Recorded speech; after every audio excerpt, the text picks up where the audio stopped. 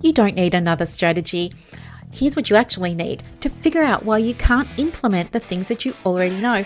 I'm Dr. Brooklyn Storm, former psychologist, now business coach, and I help women just like us to build profitable private practices, usually in under 12 months. Being neurodivergent means I see the patterns that other coaches miss, but it also means I'm a truth teller, so I'm not interested in giving you any business advice that sounds good or might be trending, but doesn't actually work for us. Welcome to the Practice Momentum podcast, where we're going to get your private practice sorted out. Thanks so much for being here, and let's get on with the next episode. What is it that people say about best laid plans? I feel like that's kind of how my morning's gone. I got up nice and early, wrote out a shopping list to go to the farmer's market, and then I thought to myself, I've still got time before that starts. I will go and record a podcast because I wanted to talk with you about something. But then you know how it goes. You get in front of the computer and you get distracted, and that's what's happened here. So anywho, what's ended up happening is I got ahead of myself, and I thought to myself, well, what I'll do is I'll just, figure out what I'm going to talk about, and then I'm going to repurpose it, and I can just go bang, bang, bang, bang, bang, and get it all done. It's going to be awesome. Anywho, that was at 9 a.m. and it's now 10 to 11. So anyway, I decided that I've forgotten what I wanted to talk to you about on the podcast, which is totally fine because this was a priority, and I think this is a sign from the universe that this is what I need to be talking about today. So welcome back to the podcast. So pleased that you're here, and hopefully this is going to be super duper helpful for you because I want it to be. Now, when it comes to using, whether it's ChatGPT or Claude, whatever it is that you're using, I see all the time people struggle to get good quality output, and they don't realize because it's just like nobody's ever shown them, or they haven't seen good quality output, and they seem to think that the output is awesome, and then they'll go and put it on their socials, but it gets blocked, it gets shadow banned, it doesn't get shown to many people, and then they wonder why their marketing isn't working when they're doing everything that they think they should be doing, right? It happens to all of us. Don't worry, it happened to me too. But I just want to walk you through my process because I haven't shared it before, and I'm almost finished it now. Like I'm 8/10 of the way through it now. And yeah, I thought I'll just let you know kind of what it looks like behind the scenes for me, because when you get it right, it works. And that's what you're going for, right? That's why you're even going to it in the first place, to write your posts, because you want it to work for you and you want it to be super duper efficient. But what you don't understand, or what you may not be aware of yet, is there's work to be done before the AI gives you high quality output efficiently.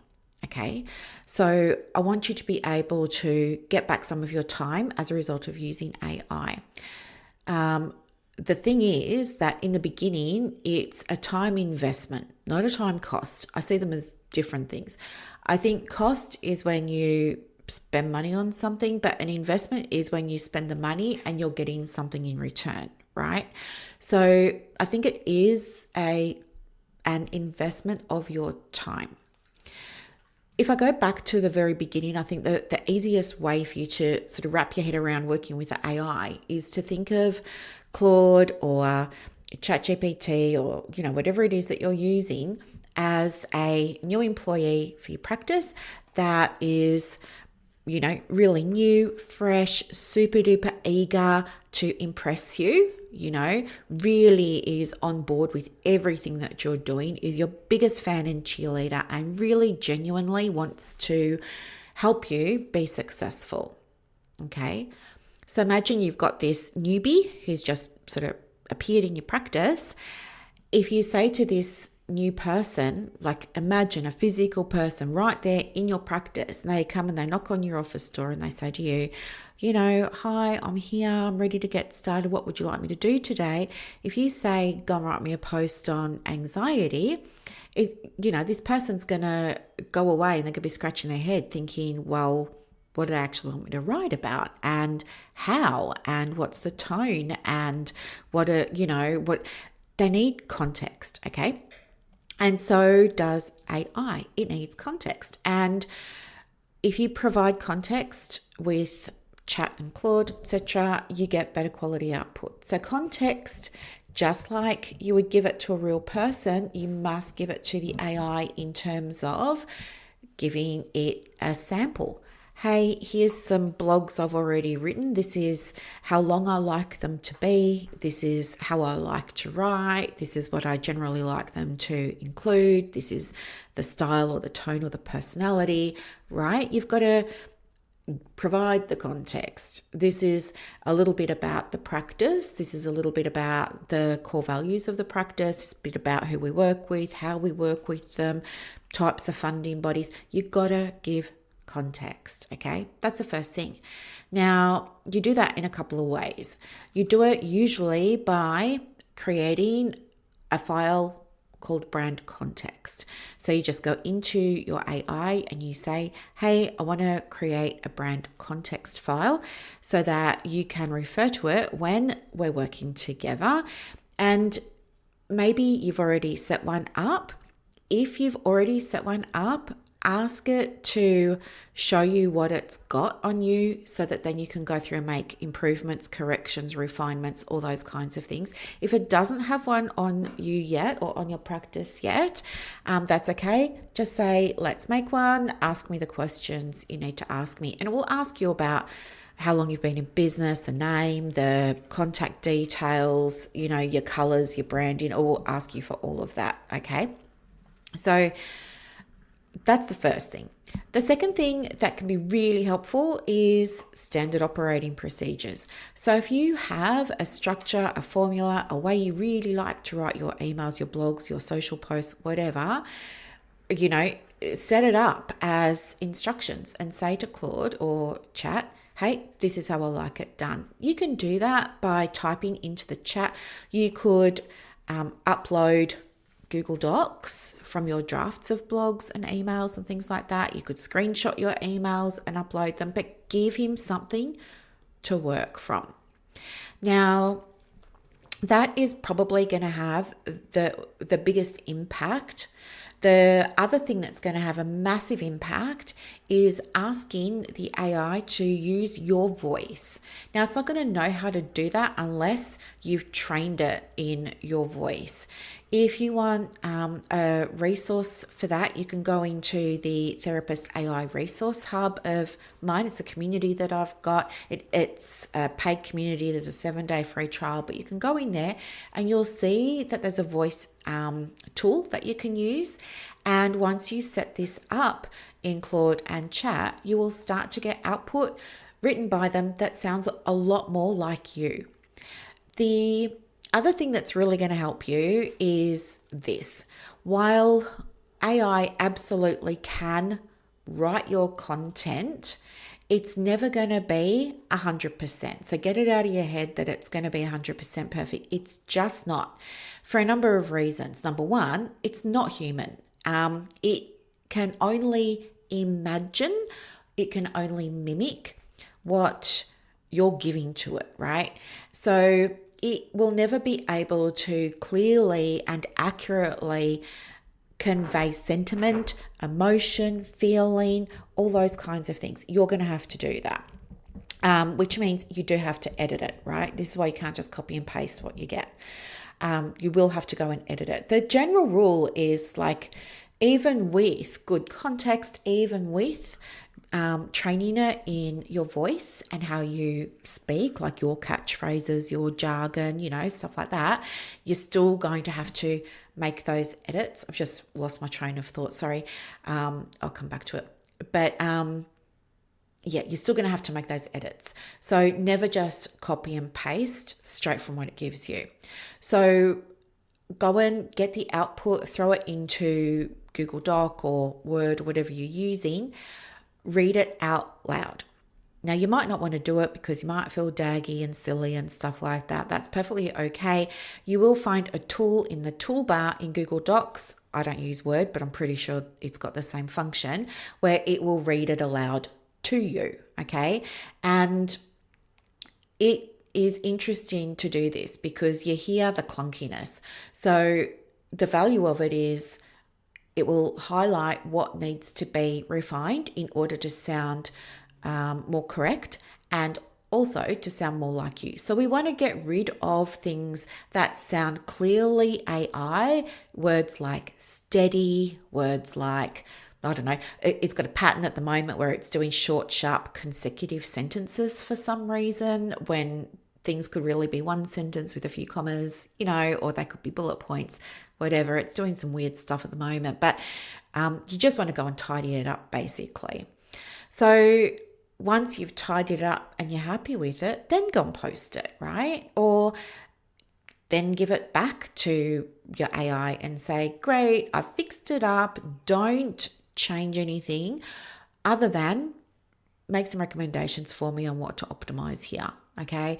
Or show me where it could be more concise. Show me where I've repeated myself. So we want to use it to improve the writing. Okay. Not write for us. So yeah, there's that. And I think it's definitely worthwhile approaching using AI from a business mindset of, okay, this really is an employee in my workplace now.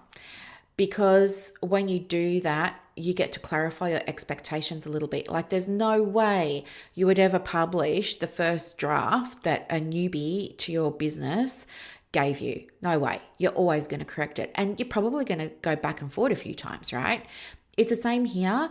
And the more that you work with the AI and the more you refine specifically, the better it becomes with the output. So rather than saying, I don't like the last paragraph, I don't like the way it opens, rather than saying that, which absolutely, if you want to, you can say it, but also be specific.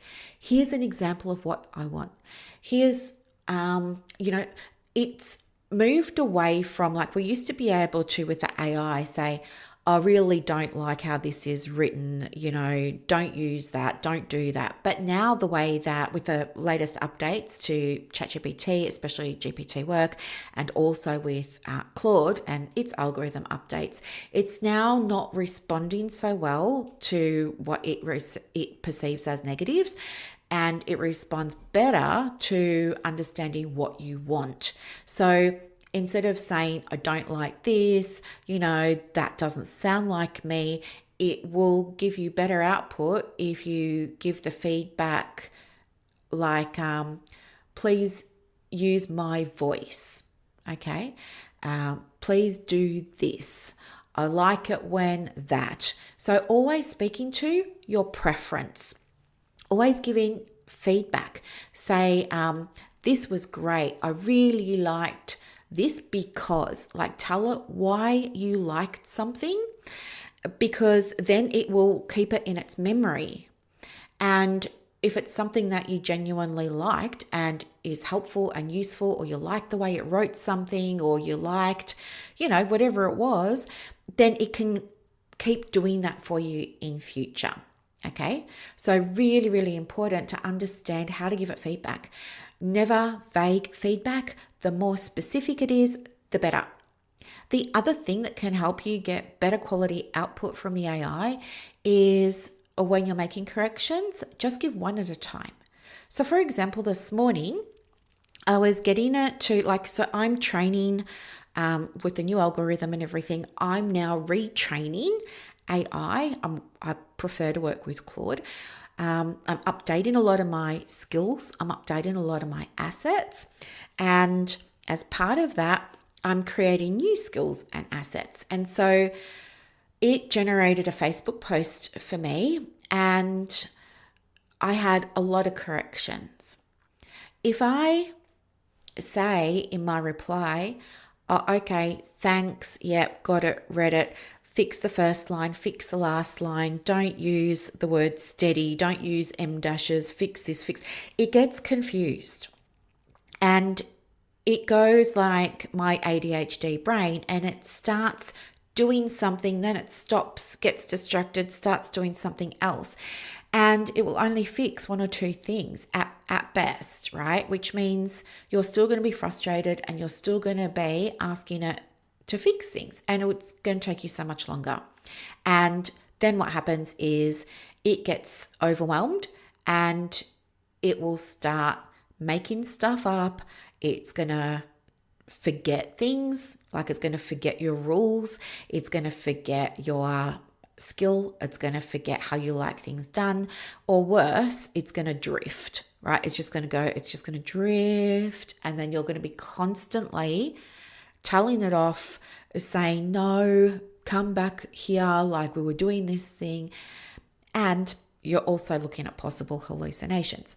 We want to avoid all of that. And the easiest way is just to give it one bit of feedback at a time. Okay? We're not overwhelming it, just one thing at a time. So look at that first draft of the output. Make a note for yourself of all the things that you want to fix and just start with thing number one. Okay? And it might feel to you as you're hearing me say this, oh, that's going to take forever. But trust me, it's a process of going back and forth, back and forth, back and forth. But you get through it a lot more quickly than if you just throw everything into one reply to AI. Okay? This is how you work with it more efficiently. You can expect that just like a real live person in your practice, they're going to get better and more proficient the more they do something. So, and with praise, right? You've got to let it know what you really, really, really, really like and focus on that. So you want to give the feedback, refine it, and then at the end of the conversation, say, please review our whole entire conversation and self-analyze, like self-evaluate, and lock into your memory all of the things that you can do differently so that we get through this process more quickly next time. We can be more efficient and the output is more aligned with my brand, more aligned with my goal, more aligned with my tone, my voice, what I'm wanting. And it's this, like constantly asking it, yep, just remember this for future. If you don't do that, if you don't say to him at the end of the conversation, great, fantastic, we got there in the end, well done, Claude, please make a note of all of the things that can make this more efficient for us next time.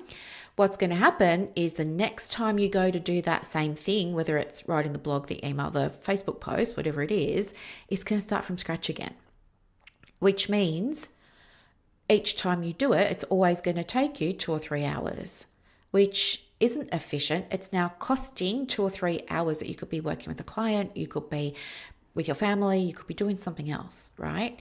And it just would have been quicker for you to write the damn Facebook post yourself, to be honest, right? So just understand that there's a whole process of iteration. The more times you ask the AI to do this thing, maybe it's like write the blog post, for example, and you're constantly refining, you're constantly giving the feedback, you're constantly asking it to improve the efficiency so that next time it takes less time, the better quality the output will be, and you will reach a point of proficiency. And then things happen very quickly. It doesn't take you 2 or 3 hours anymore. It takes you like minutes, and you're really happy with the output. But even then, you're still going to have to edit it because there's new AI language patterns that are introduced all the time. For example, it's never going to be able to convey sentiment, emotion, feeling, like put the vibe into the post. It's never going to be able to replicate your personality. It will try, but it's never going to capture it. So you will always still have to go in and make some edits. Expect that you will have to do that because you will. And you want to do that because you You want to make sure that whatever you're putting out there sounds like you and is connecting with your audience by demonstrating your values, your principles, who you are, all those kinds of things. Okay. So, yeah, that's what I wanted to share with you. It's a lot of iteration. Treat it like a new employee. Expect that there's going to be an orientation phase, right? A training phase. So when we hire people, they're on like 90-day probation, right? Everything in business, 90 days. They're on a 3-month probation. So this little task, that writing the blog post, is going to be 3-month probation. Okay. Something else that can speed up the efficiency and speed up how quickly it gets a hold of things for you is to go and create a folder or a project, depending on what platform you're using. Because when you're just in that project, so you might have one called blogs, or you might have one called social media or whatever, it only pulls from the information in that folder. Whereas if you just go in and you're opening an old conversation and you've been speaking about 20 million different things, you're going to get generic output and it's going to take a lot longer. So if you haven't done it, I would highly recommend go and set up projects for different things. So some of my projects include my branding, some include podcast ideas, some include around my finances, like, I've got things in there like spreadsheets and this, that, and the other. And it just means that whenever I need to do something related to the podcast or related to writing an email or something, I can just go straight to that project. And Claude knows when we're in that project, we're only referencing things that are in that project. So I want to make sure I'm giving him examples. I want to make sure he knows my voice. He knows about my brand. He knows how I like my posts written. He knows what I want to avoid and what my preferences are, all those kinds of things. And it just means everything happens a lot more quickly. Now, if you're already across all of this, right? Amazing, because you can speed things up even more. And you do that by sequencing skills. So a skill is something that Claude uses. There is an equivalent in ChatGPT. I can't remember the name of it off the top of my head. I think it's Flow or something. But a skill is just like a recipe. It's a set of instructions telling your intern, your real life person, this is how I always want you to do the thing. Whatever you're doing, writing the blog, it must always follow this formula, right? It's the same here with a skill. So the skill we set up for tasks that we do often that we want done the same way all the time. So you can sequence the skills. So for me today, like I'm retraining Claude in how I want a Facebook post or my long form content to be created and put together. And I'm training it in, what I want it to do. Once it's given me that, and then I go and fix it, and then I bring back to him what I've fixed. I'm telling him, I'm going to give you back what I fixed, and then I want you to do this thing. And so now there's another skill around how to refine and improve my draft back to him. And then there's going to be another skill around repurposing. And then there's going to be another skill around right? So this is how you sequence skills. And so when you're in that folder or when you're in that project and you're making your post, in this case for me, it's a Facebook post, then I can say, great, we've done it. Now let's use this skill to do the next step.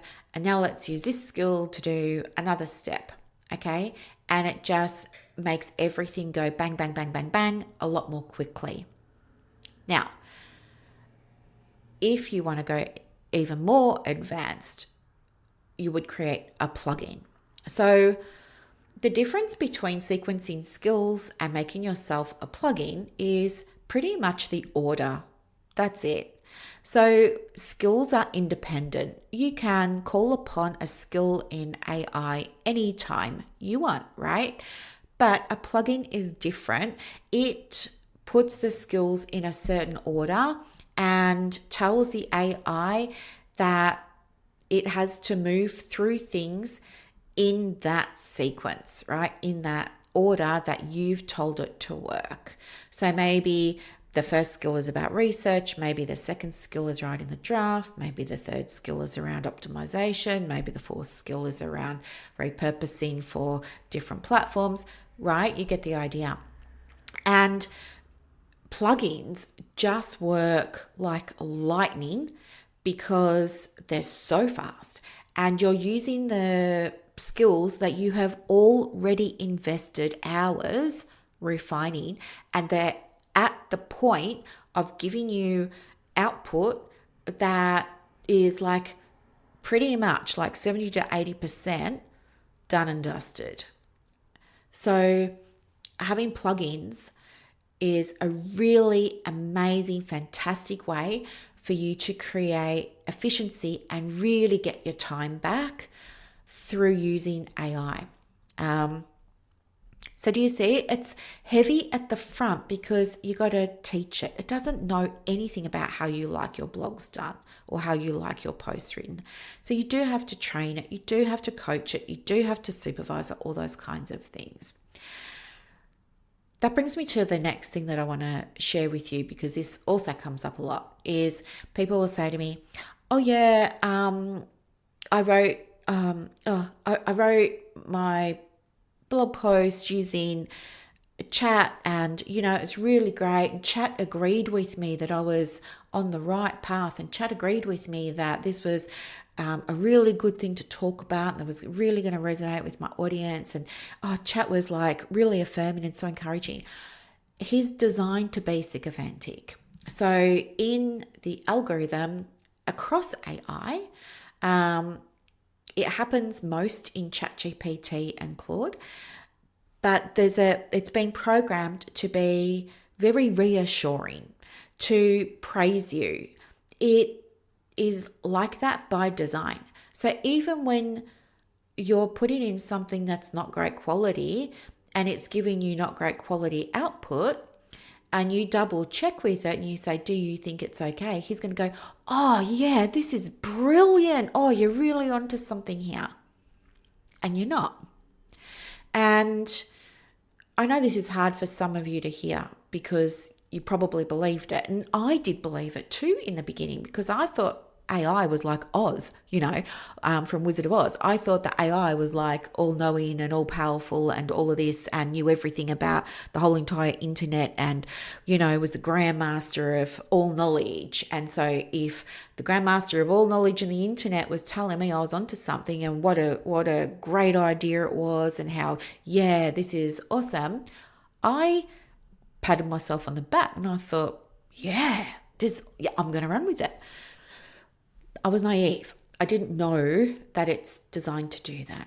And you can always ask it not to be sycophantic. You can ask it to delete that from its memory. And, another thing that you could do is you could just say, like, when you're getting the output and, you're asking for feedback or you're getting feedback and things like that, you can just say, please give it to me straight. Please don't be sycophantic, right? You can use a command called red team. So red team comes from, what's the easiest way to say it? There was like an arcade game and it was like red team, blue team, and one was offense, one was defense. So by saying red team, that's attack. So we want the AI to pick holes in what we're doing so that we can see what we've missed, what the gaps are, and we can go and fix them before we have egg on our face and post something. All right. So don't believe it when it's telling you how awesome you are. It's telling everybody how awesome they are and how awesome their output is, and what a wonderful insight they've just had and things, because that's the programming. But yeah, if you want confidence in terms of the output, and maybe it's a business pivot, maybe it's, I don't know, an idea for some content, maybe it's an idea for a new service or a new program or a new course or something like that you want to create, and it's telling you, yeah, it's been a real big cheerleader, and it's saying, oh yeah, everyone's going to want this, da da da da da. Say to it, like, red team, and it will come back and it's going to say, well, there's a billion of these courses already available. The average course completion rate is only 12%. It's going to require a lot of legwork for you to market, and a lot of people don't want to do the marketing part of it. They just let it sit on their website and it never gets in front of people. Is it really going to solve a problem? You haven't really articulated what kind of problem it's going to solve. You haven't articulated how it's different, your course, to everybody else's. And so you're going to end up in a price war, because people will just say, well, if everyone's doing the same thing, I'll just do the cheapest one. Doesn't make any sense to pay more for it. So it allows you to get the full picture of what's really going on here. All right. There are lots of commands that you can use with AI that can really improve how you work with it and some of the output that you get. Like another one is, if you want to create something, you can say all kinds of commands and they all mean something different. You could say create. That means make something from nothing, kind of like manifesting, right?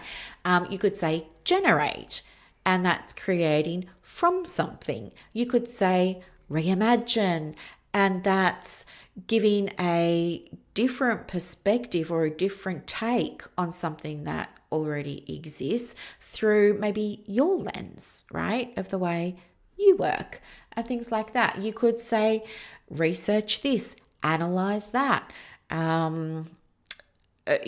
make me a rubric for this, There are so many different commands that you could be using, and you probably don't know that they're there, that they exist, what they are.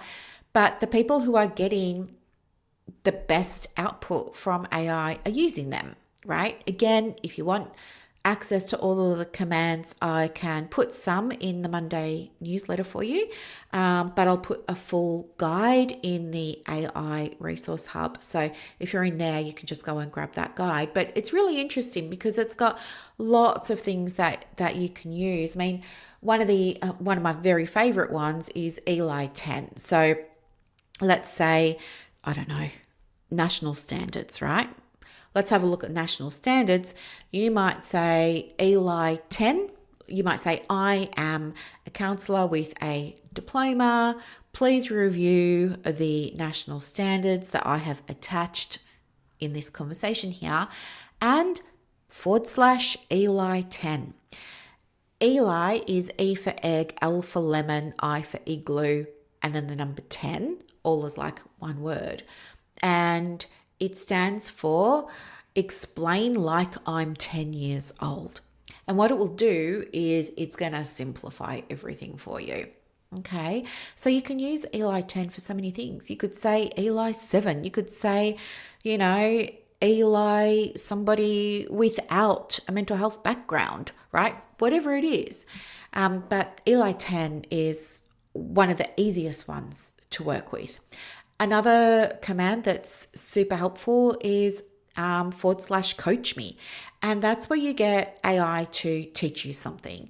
So maybe it's how to write a high converting email that gets opened and that gets clicks and that gets sign-ups for your upcoming supervisor training or something like that, right?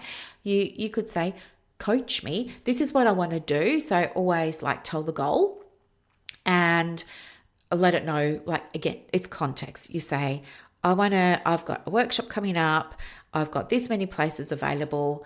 I have this in place, like we've got a landing page, I've got a wait list, I've got an email sequence ready to go, I've got a opt-in freebie, I've got this, I've got that, my audience is psychologists or whatever, etc., etc. Give it the context and then say, help me create an email campaign that will, get more people on the wait list or whatever it is. And Eli 10 or Coach Me, and it will guide you through it. If you use Coach Me and it's assuming that you already understand about landing pages and email workflows and things like that, that's when you would just say, great, let's take the first bit over here, which is the email workflow and Eli 10. And it's going to break it down for you. Another one that you can use is pretty much anything. And you can also program your own commands into the AI that you use, right? So one that I use with some of my clients that I work with is getting them to create a command for action plans. Right? Now, I've got loads of tools and resources in places like the Practice Momentum Library. Like I've made the women that I work with in Practice Momentum all sorts of things. I've made them custom GPTs so they can just go in and have a conversation with the GPT and come out the other end with a 30-day plan, a 90-day plan, a 1-week plan, a marketing plan, a social media content plan, a waitlist registration plan, like plan. But I've also gone and made them actual digital templates that they can use to make a weekly plan, a 30-day plan, 60-day plan, 90-day plan, a business plan, a marketing plan. They've got tools galore, right? But sometimes they forget that they're there, or you just don't want to use it, or you just not vibing with it in that moment, and you're just in the zone of using ChatGPT or Claude. In that case, it could be really helpful for you to have created your own command, which would be action plan, right? So all you do is you just say to that AI, I want to make my own little command that I can call upon whenever I need help with it. You could create one for yourself called overwhelm, and maybe the overwhelm command is something you and the AI create together that helps you stop feeling overwhelmed. Right? And very easy to do. You just say to the AI, my goal for this is to be able to use this command whenever I have to do something for my business and I'm feeling overwhelmed. I feel like I can't make a decision. I don't know where to start. I don't know what I need in order to get it done.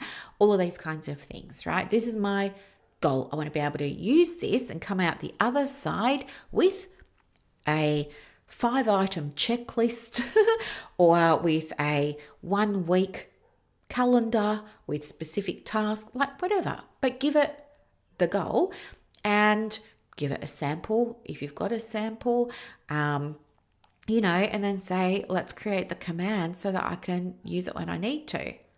And then you go and you create it and you test it and it's all good.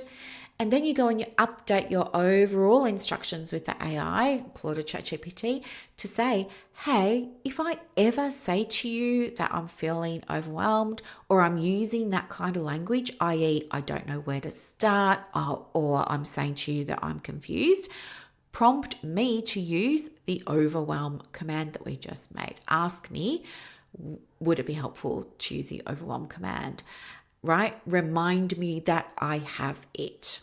And commit it to memory, right? Tell him to commit it to memory, and he will.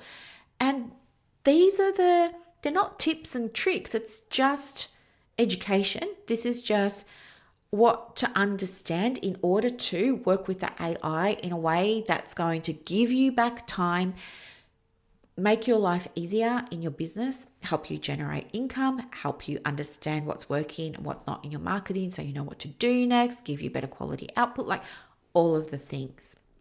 And then the other thing that's worthwhile noting as well is scheduling tasks and scheduling your plugins to run and things like that. So when you go and you make a task in the AI, so I don't know, the task could be checking your calendar and giving you an overview of the day, right? Who's coming in and or what meetings you've got coming up this week, or what marketing you've got to do this week, whatever.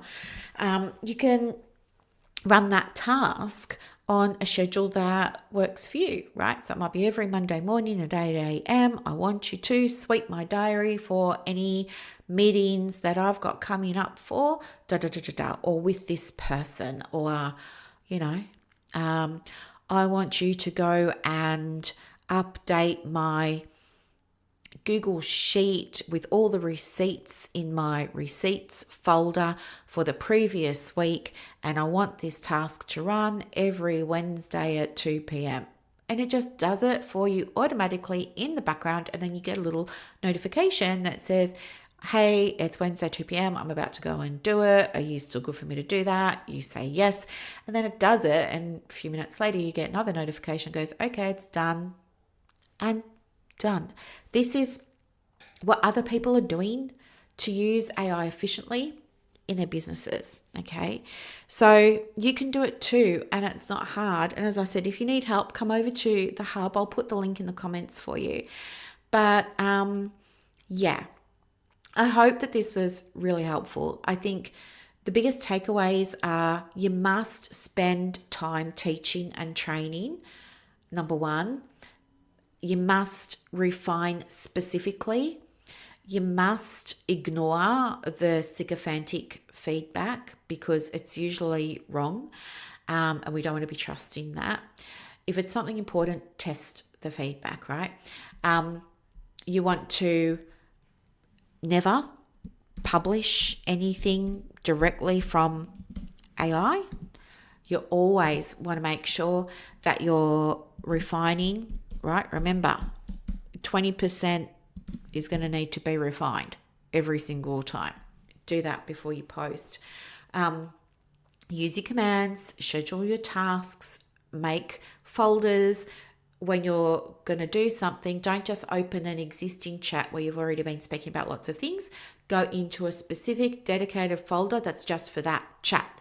In fact, you might like to just mentally visualize that each folder is a different employee at your practice, right? You wouldn't go to your social media manager and ask them to look at your financial receipts because they know nothing about your financial receipts, right? You wouldn't ask the receptionist or the practice manager to go and do all of the tasks that are in your folders because they couldn't. They wouldn't know how to do all of those tasks. So each one of those folders in your mind, just imagine that's a real person that specializes in that job, and go to that person when you need that job done. And it's going to save you so much time. All right. So yeah, this was what was on my mind today. And I just remembered what I was going to talk to you about, which was fear. But we can do that another time. I hope that this was super duper helpful for you. And yeah, have a wonderful weekend and talk to you soon. Bye. And that's a wrap for this episode of the Private Practice Podcast. So as you reflect on today's insights, imagine creating real success in your private practice without going down rabbit holes or exhausting yourself with business activities that don't move the needle. With Practice Momentum, you have push of a button help available on demand. It's like having an expert in your pocket ready to guide you whenever you need it. Visit brooklynstorm.com to discover how Practice Momentum can transform your approach to building a thriving practice.